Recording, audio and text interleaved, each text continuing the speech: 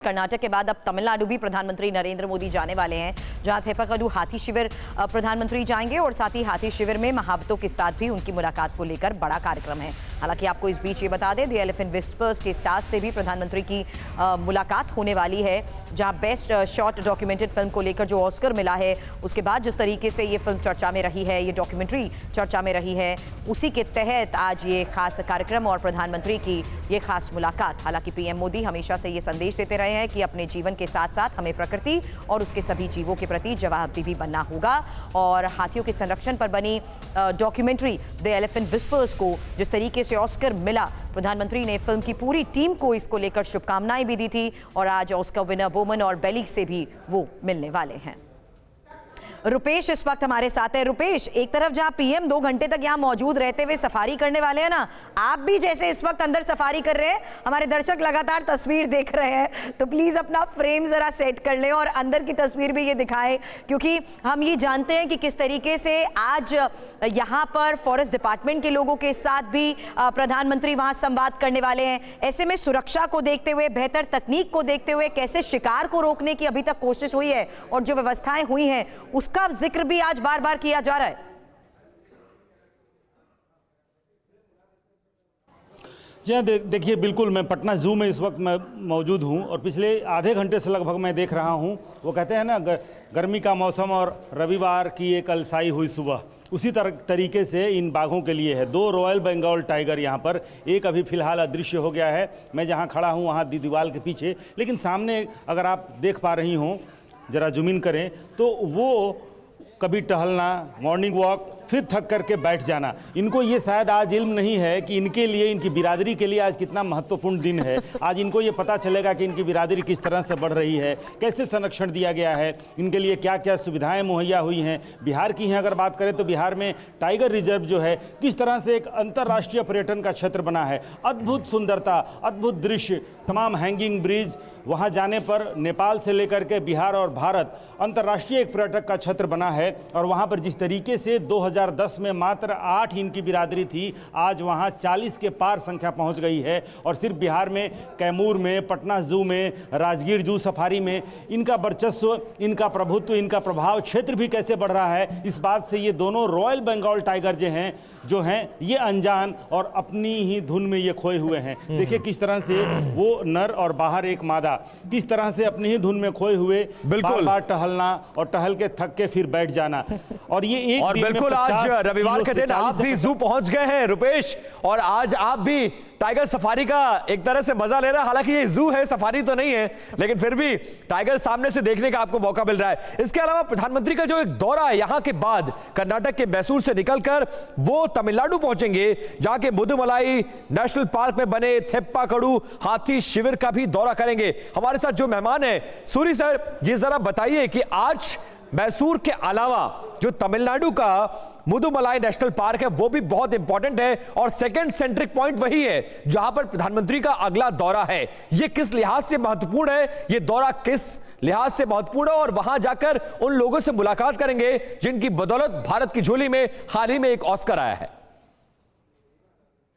क्योंकि चाहे वो बांदीपुर हो, मधुमलाई हो, ये जो हमारे दक्षिण भारत के ये जो एक बहुत बड़ा एक जंगल का जो ट्रैक्ट है, ये उसी ट्रैक्ट के हिस्से हैं।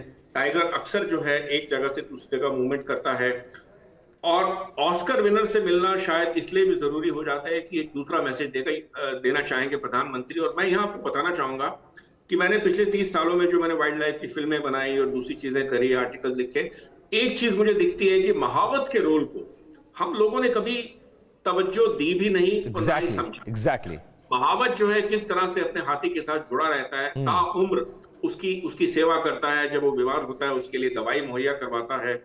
तो ये जो महावत और हाथी का रिश्ता है, या फिर जो हाथी के केयर टेकर्स हैं जैसे कि बोमेन और बेली हैं, इस रिश्ते को इस फिल्म में उजागर किया है। और पहली बार जो चीज एक छुपी हुई थी, क्योंकि हम लोग जब जंगल में जाते हैं तो हम लोग बाघ के इतने दीवाने होते हैं कि हमको टाइगर के अलावा कुछ और सूझता ही नहीं। हम ये नहीं देखते कि बहुत सारे नेशनल पार्क्स में कुछ साल पहले तक कॉर्बेट हो गया, कान्हा हो गया, बांधवगढ़ हो गया, वहां पर टूरिस्ट को हाथी की सवारी करवाई जाती थी, लेकिन वो जो हाथी होते थे उनकी देख रेख करने वाला कोई होता था। हमें कभी भी इसकी ज्यादा परवाह नहीं हुई। इस फिल्म ने जो द एलिफेंट विस्पर्स है इस तथ्य को उजागर किया, दुनिया के सामने लाए कि देखिए इनके जो केयर टेकर्स हैं उनकी भूमिका कितनी अहम है। और प्रधानमंत्री आज जब ऑस्कर टीम से मिलेंगे तो ये एक मैसेज जाएगा जो कि मुझे लगता है कि ये जो टाइगर से हम लोग सूरी सर, वो इसलिए भी आप कह सकते हैं क्योंकि हाथी हमें अमूमन आसानी से नजर आ जाता है, बट टाइगर के नजदीक जाना नहीं, लेकिन गंभीर बात ये है, बड़ा चैलेंज होता है। गंभीर बात ये है कि हाथी को इतने बड़े जानवर को एक छोटा सा इंसान टैकल करता है, लेकिन बड़ी थैंकलेस जॉब है। लेकिन प्रधानमंत्री आज जब इस कौम से मिलेंगे, महावतों से मिलेंगे, तो देश भर के जो हाथी संरक्षण करने वाले लोग हैं, जो हाथी पालते हैं, उनको भी एनकरेजमेंट मिलेगी और उनको प्रोत्साहित करने का एक बड़ा तरीका आज होगा ये। बिल्कुल। मनीष जी, आप इस पर कुछ ऐड करना चाहेंगे, क्योंकि ये बहुत जरूरी है कि यहाँ पर एक बार फिर से वो संवाद कायम करने की जो प्रधानमंत्री कोशिश कर रहे हैं, जाहिर सी बात है इसका बहुत आप जैसे थोड़ी देर पहले कह रहे थे कि मोराल तो हाई होगा ही, लेकिन आने वाले वक्त में कैसे काम को लेकर और प्रयास किए जाने हैं, उन्हें एग्जीक्यूट करना भी उनके लिए आसान होगा। देखिए, टाइगर मॉनिटरिंग में एलिफेंट्स का बहुत बड़ा रोल है और इसीलिए प्रत्येक टाइगर रिजर्व में हमारे हाथी मॉनिटरिंग में यूज़ किए जाते हैं। और महावत का हाथियों के साथ बड़ा गहरा नाता होता है, बहुत 1-to-1 कनेक्शन होता है, बहुत पर्सनल कनेक्शन होता है। और हाथी जो है, अगर आप देखेंगे तो अपने ही महावत से कंट्रोल होते हैं, अदरवाइज वो दूसरे से कंट्रोल भी नहीं होते हैं। तो अगर माननीय प्रधानमंत्री जी ऐसे महावतों से मुलाकात करते हैं और उनका मोरल बूस्टअप करते हैं तो निश्चित रूप से ये संदेश पूरे देश में जाएगा।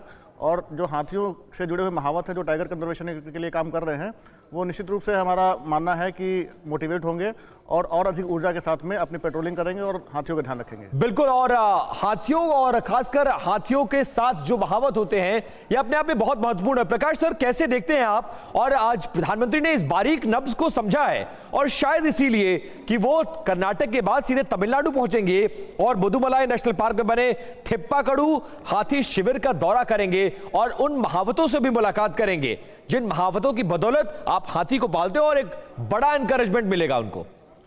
देखिए, मैं एक बात कहना चाहूँगा कि लीडरशिप मेक्स द डिफरेंस। तो सबसे बड़ी बात यह है कि आपने ध्यान दिया होगा कि हमारी जो नई पार्लियामेंट की बिल्डिंग भी बन रही है, तो प्रधानमंत्री जब वहाँ भी गए थे तो वहाँ भी जितने हमारे स्टाफ हैं, जो फ्रंटलाइन स्टाफ हैं, जो उसको बनाने में लगे हुए हैं, वो उनके साथ अलग से एक समय हमेशा बिताते हैं। तो ये इसके पीछे उद्देश्य केवल यही होता है कि एक बड़ा ही अच्छा मैसेज भी जाए और उनका मनोबल बढ़े, उनकी मोटिवेशन। आज मैं उनके इस कदम को भी ठीक उसी तरीके से देख पा रहा हूँ, क्योंकि जो हमारे महावत होते हैं, जो हमारे पालतू हाथी होते हैं टाइगर रिजर्व्स के, उनका एक बहुत प्राइमरी रोल होता है पोचिंग को कंट्रोल करने में, पेट्रोलिंग करने में। और महावत ऑब्वियसली जो है हाथी के केयरटेकर होते हैं, तो उनका मनोबल अगर बढ़ेगा तो सारे जो फ्रंटलाइन स्टाफ हैं उनका मनोबल बढ़ेगा और यही उद्देश्य उनके इस इनिशिएटिव में दिखाई देता है। बिल्कुल।